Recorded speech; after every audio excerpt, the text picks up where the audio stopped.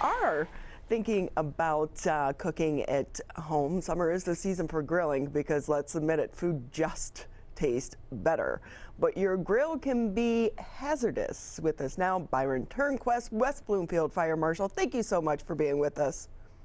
Good morning. How are you today? We are great. You know, I remember last summer, my neighbor was injured because of his grill. There was an issue with the propane, and he suffered burns. And these are the things that so many of us just really don't think about.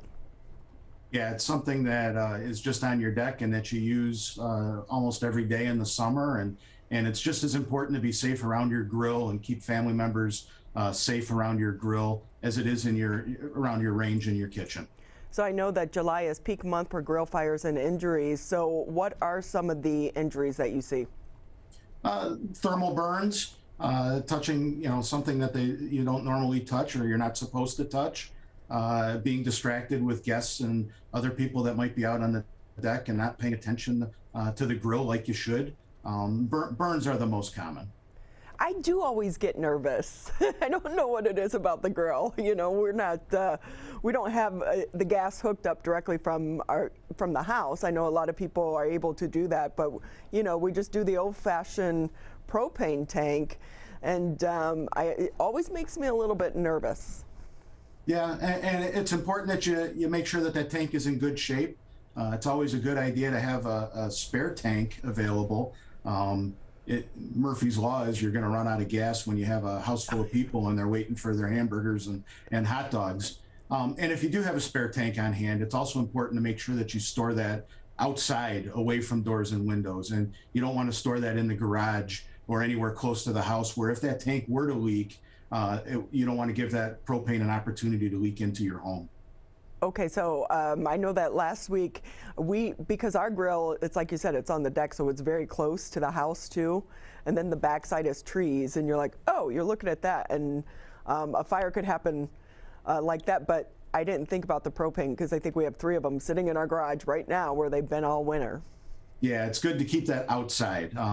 I store mine under my deck in the backyard away from the house. So they're protected, they're sheltered a little bit, but if one of them were to start leaking, that's not going to be a real issue for my house. So I know you guys have had some recent fires as well. Of course, it's summertime, fireworks. We're already seeing them here in the neighborhood. Do you want to talk about the fireworks at all?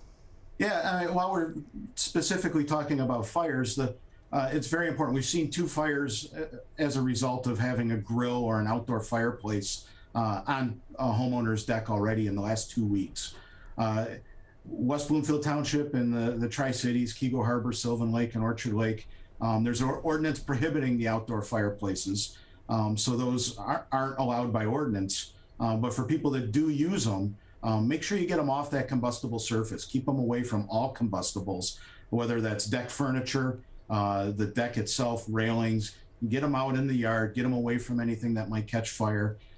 Again, same with the grill, pull it away from the railing, make sure it's not up too close to the wood siding or the vinyl siding, and that will help give you that buffer that you need to prevent, if there were a fire in the grill, from spreading to the home. So can I ask you, if someone does have a fire, when we're talking about propane, water, how do you put it out? What's the best way? The best thing to do, since you have it away from anything else combustible, just get away from it. You can call 911. We're better equipped to try to get in close to that and turn off the propane if possible. But obviously you just want to stay away from it, stay clear of the fire. So because of the damage that it can do as well, because I feel like things are built differently now than back in the olden days, and it seems like the fire can spread like in a blink of an eye. Yeah, depending on which scientist you talk to, fire can double in size in a minute, where that doesn't seem like much, but as that starts to grow exponentially, it will get bigger and bigger very quickly. And it's very important. It's a good idea to always have a fire extinguisher on hand. And while you may be going to get the fire extinguisher, have someone else in the family calling 911. We never mind showing up to a possible fire and finding out that you were able to extinguish it safely before we get there.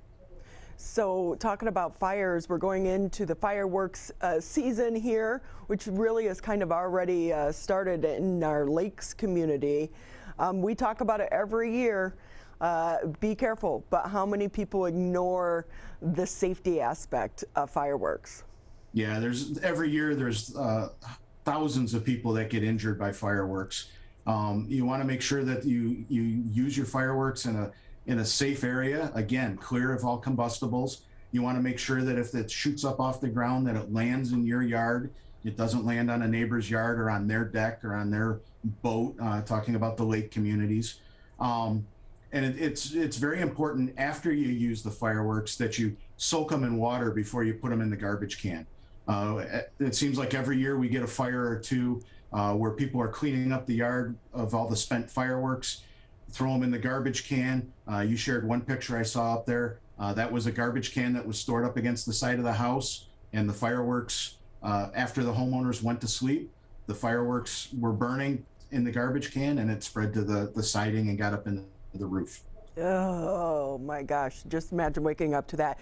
You know, I don't know who came up with sparklers and giving them to kids. What? Who was the brainchild behind that? But we all use them though. I mean, they're fun, but you know, some kids are just too small, I would imagine. Yeah, if you're going to let your children use sparklers, keep them from running around the yard. I know it seems fun, but running around the yard with that melting piece of metal is dangerous. You don't want them to come in contact with another child.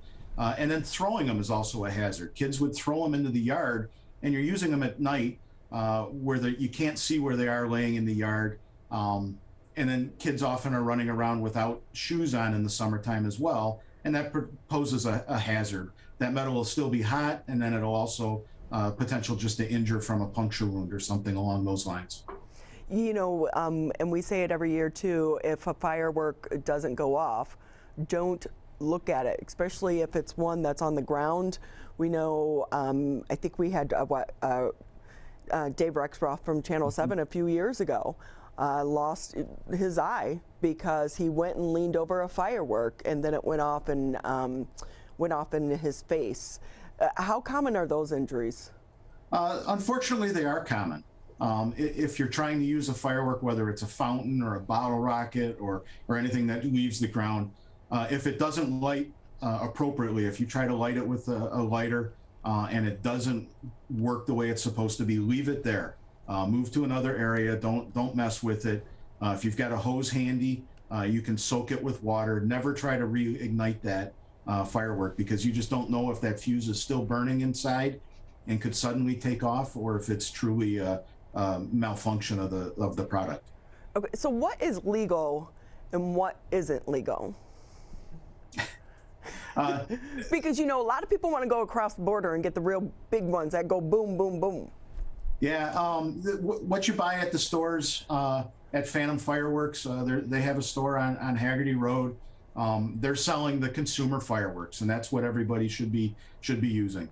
We always love to steer all of our residents to enjoy a professional show where you don't have to deal with setting it up in your street or in your you can't set them up in your street.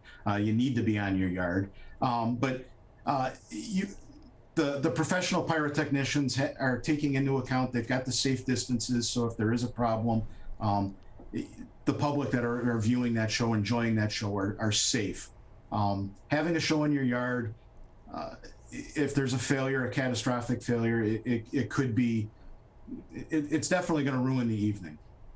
Right? So, you know, because for so many people, they start to buy them not necessarily at the stores, but we start to see the tents, the roadside tents, popping up all over the place. Are those inspected to make sure that what they're selling is legal? Yeah, they're selling the legal fireworks. Again, the consumer fireworks. Stay away from buying the fireworks out of somebody's trunk. Staying away from getting fireworks from a friend that can get the good stuff. Again, the consumer fireworks are designed to be shot from your yard. The professional fireworks have more safety precautions. You need proper mortars that are designed for the shell that they're shooting. And you just never know what you're getting when you buy that from your best friend's buddy who can get you the good stuff. Right. So stay with the consumer fireworks that you can get at the licensed tents or at the stores. See, you've heard that before, right? Oh, hey, yeah. my friend, he had it. He's got the good stuff. You've heard it before. Yep. And again, when you don't have the proper safety distances and they're not shooting from mortars that are designed for that size shell, you're just begging for an accident. So one last question for you. Can I ask, is there a shelf life for fireworks? Can they go bad? They do over years, and I think it varies from firework to firework. It's hard to say if they're a year old that you can't use them. But if you've got fireworks that have been sitting around your house for several years, the best thing to do is you can dispose of them at a household hazardous waste day. Well, we so appreciate your time. Thank you so much, and we hope that you guys aren't needed this holiday season. Thank you. I'm happy to be here and hope everybody has a safe holiday season. Thank you so much.